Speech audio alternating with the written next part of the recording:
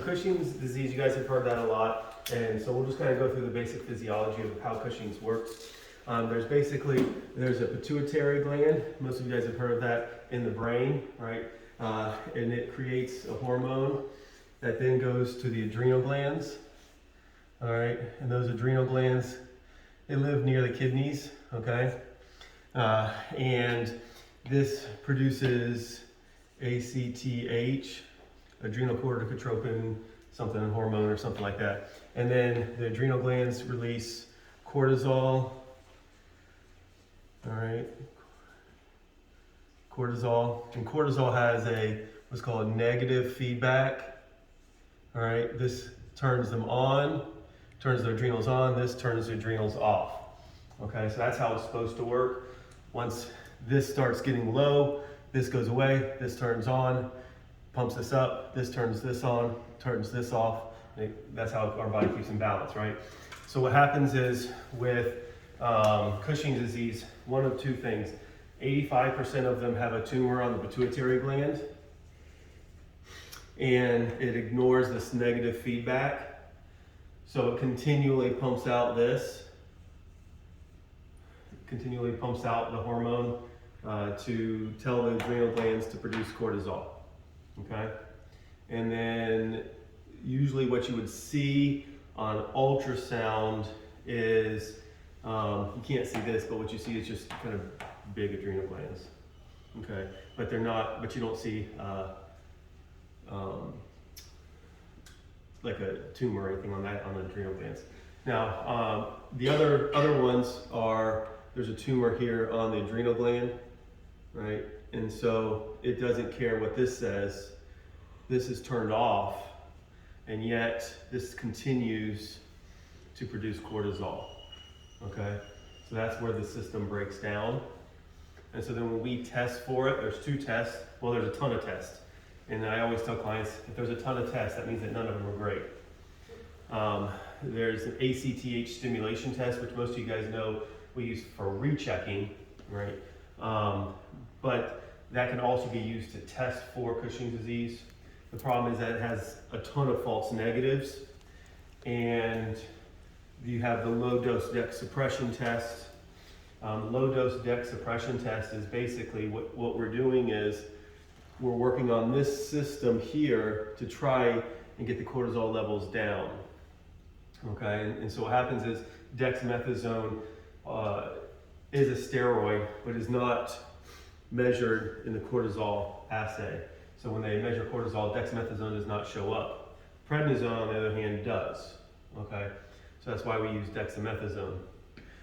So we give them a dose of dex, right? And so what should happen when you give them a dose of dex is it should drive your cortisol levels down, right? And so that's what we're looking for, is a drop in our cortisol levels at 4 hours and 8 hours. Okay, so that's what we look for in that test. If that drop, it just drops a little bit and then bounces right back up, or there is no drop, then that would be consistent with our Cushing's disease, which is hyperadrenal corticism, hyper meaning high. Okay. The DEX, if it doesn't, like I said, if it doesn't suppress the cortisol, that's consistent with Cushing's. If it does, that's most likely not Cushing's. The problem is with the low dose DEX is that you can't have false positives, okay? Because anything that causes the cortisol level to go up can make you think that they have Cushing's, right? So if you have a patient who is super mega stressed, then their cortisol levels will be up, because that's what cortisol does. You release that during times of stress. And so you can have false positives. So that's why I typically don't run Cushing's testing unless they're showing symptoms of Cushing's. Because if you fish long enough for Cushing's, you're probably going to find an A test that will come up positive for you. The other possibility is that they've been on prednisone for skin or something like that, and you take, let's say they just finished like 2 days ago, and you do a low dose DEX suppression test. Well, it's not going to suppress the prednisone levels in the body, because that's just going to take time to clear. So normally what we do is make sure they've been off for a couple weeks, make sure they haven't been anything super stressful in a couple weeks. And then we try to do the low dose dex suppression. And obviously we try our best to keep them as calm and relaxed as possible, which you know that most of the time that is not really 100% possible. So we try to do the best that we do, and we interpret those results as such. There's 2 medications that we use. The one when I got out of school was Lysergin. That was the big one. Lysergin is kind of a nasty drug. Basically, you gave it to them until they got sick, or just before they got sick, which was very hard to predict. And then you tested them again. If their cortisol levels were where they needed to be, you would then drop it down to a couple times a week. And that's obviously not a fun procedure. It can cause a lot of animals to get sick, even after they have been on medications for a while. Have you ever used Lysergin? No, I didn't think you did. It was not probably a couple years after I got out. It's not that trilostane wasn't around, which is Veterol. It just wasn't as popular. And then when Veterol came out with a branded thing, made it super easy. You just give it for 2 weeks. You run your ACTH stimulation test. Yeah.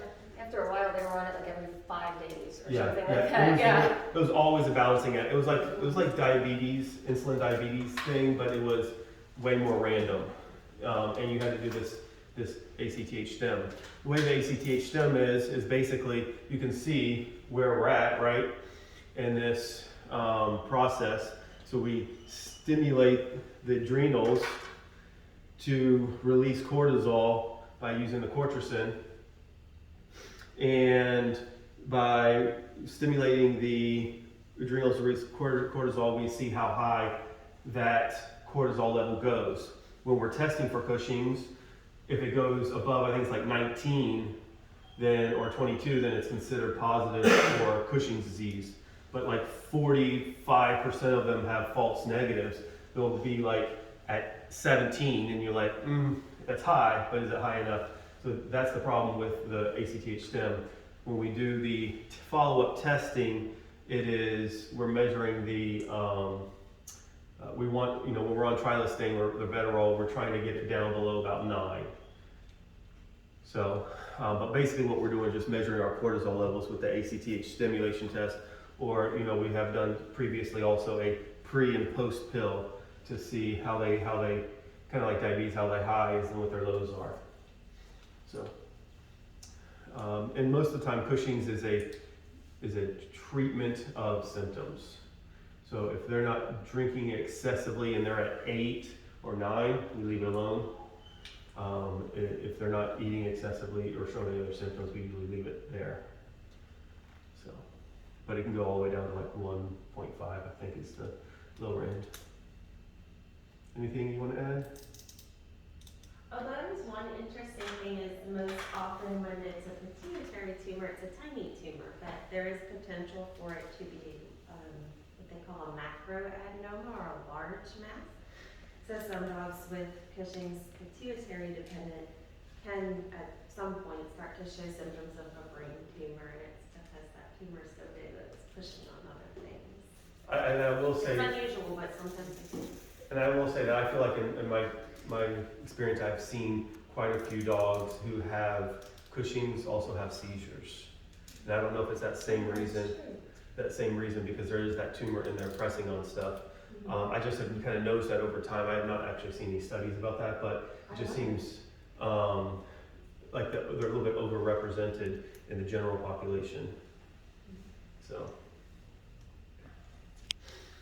And everybody is super clear on the testing, right? Everybody knows How they want the retest and the pre-meal, pre-pill, or... Yeah, so the ACTH stimulation, if we're testing for the levels, we're doing it 4 to 6 hours after the pill.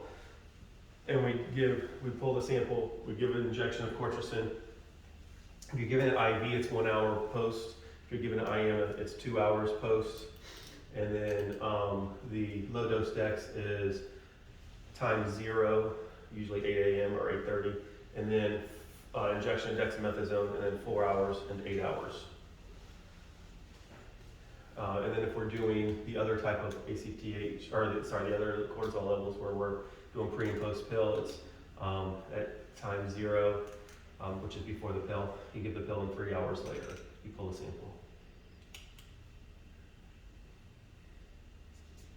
And of course, after we already have opened it, we usually put individual syringes and put them in the freezer.